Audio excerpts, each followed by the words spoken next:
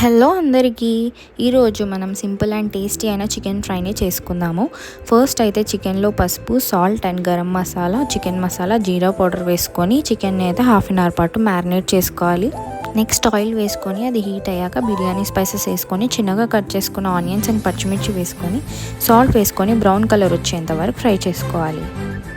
Onion ఫాస్ట్గా fry అవ్వడానికి మళ్ళీ కొంచెం సాల్ట్ని అయితే వేస్తున్నాము. నెక్స్ట్ పసుపు, అల్లం వెల్లుల్లి పేస్ట్ వేసుకొని పచ్చివాసన పోయేంత వరకు ఫ్రై చేసి మ్యారినేట్ చేసిన చికెన్ని వేసుకోవాలి. చికెన్ అనేది ఒక 40% ఆయిల్లో మనకి మంచిగా ఫ్రై అవ్వాలి. ఫ్రై అయ్యాక అప్పుడు మనం చిల్లీ పౌడర్ని అయితే వేసుకోవాలి.